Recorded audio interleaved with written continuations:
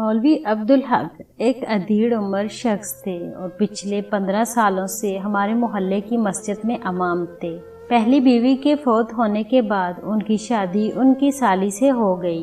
वो 21 साल की नौजवान लड़की थी। माँ बाप के कहने पर मौलवी साहब से शादी पर रजामंद हुई। अपनी बड़ी बहन के बच्चों की खातिर उसे कुर्बानी देना पड़ी, वरना मौलवी साहब और उसका कोई जोड़ नहीं था। वो एक नौजवान लड़की थी और मौलवी साहब तो अपनी ज़िंदगी गुजार चुके थे। शादी के कुछ अर्सा तक तो सब ठीक चल रहा था, लेकिन फिर मौलवी साहब के घर अचानक लड़ाई झगड़े होने शुरू हो गए।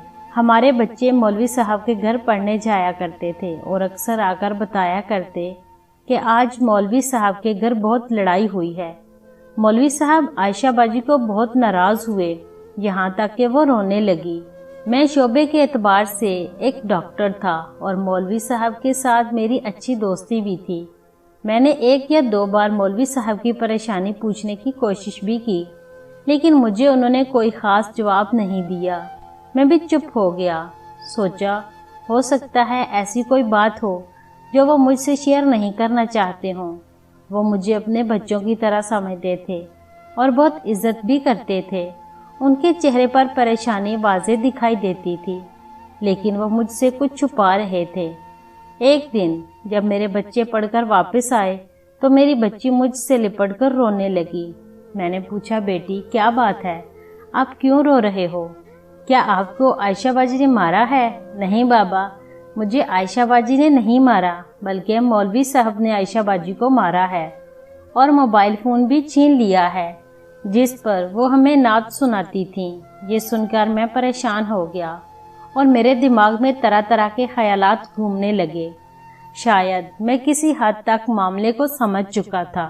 अच्छा बेटा, आप चुप करो, मैं आपको अपने मोबाइल पर नात लगा देता हूँ।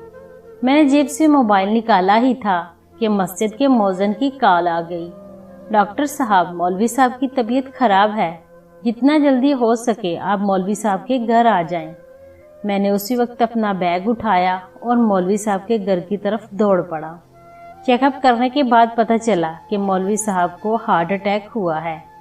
मैंने फ़ौरन एक गाड़ी वाले को कॉल की और मौलवी साहब को एक दोस्त के अस्पताल ले गया जो हार्ट स्पेशलिस्ट था। अल्लाह ने मौलवी साहब की जान बख्शी और हम 2 दिन तक घर वापस आ गए।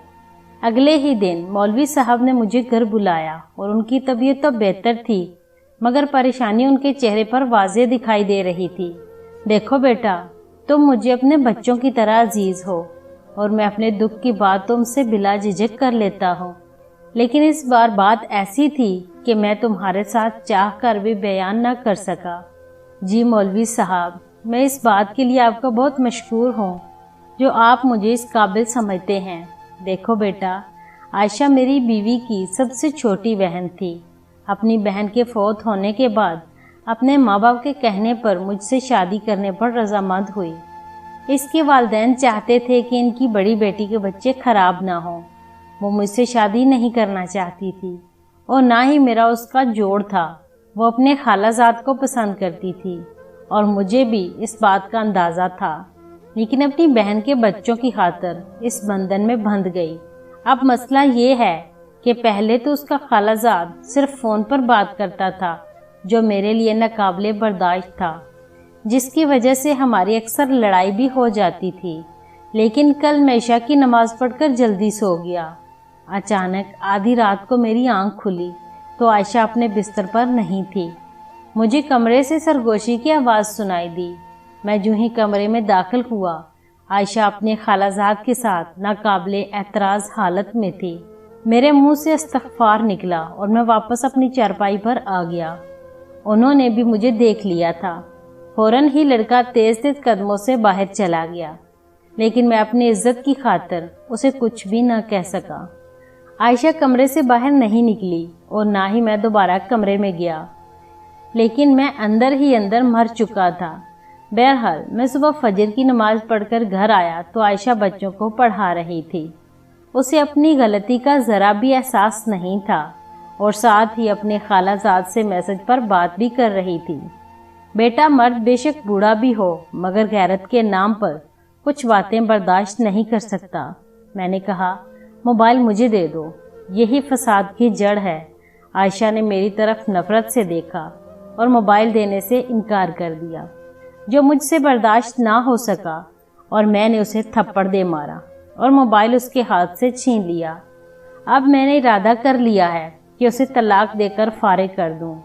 यही परेशानी थी जिसकी वजह से मुझे हार्ट अटैक हुआ। तो मुझे मशवरा दो, क्योंकि मैं अब और बर्दाश्त नहीं कर सकता। इस दफ़ा तो मैं बच गया, मगर अगली दफ़ा शायद मेरे बच्चे लावारिस हो जाएं। मौलवी साहब की इस बात का तो कोई जवाब नहीं था मेरे पास, और ना ही कोई इस मसले का हल था। मेरे ख्याल से जो मौलवी साहब ने फैसला किया था वही ठीक था। लेकिन आयशा पर, यानी मौलवी साहब की बीवी पर ये नौबत क्यों आई थी? ये कहानी सुनाने का मकसद क्या है? ये इसके वालिदैन के गलत फैसले की वजह से आई थी उस पर नौबत। हमारे माशरे में ये बात अक्सर देखी गई है। अगर कोई शादीशुदा औरत फौत हो जाए तो अक्सर माँ बाप बच्चों की खातिर छोटी बेटी का निकाह करवा देते हैं, जो कि बहुत गलत है। एक बेटी तो फौत हो जाती है और दूसरी को जीते जी मार देते हैं। ये कहानी बिल्कुल सच्ची है। आपको ये मौलवी साहब की बीवी की कहानी कैसी लगी? हमें कमेंट करके ज़रूर बताएं।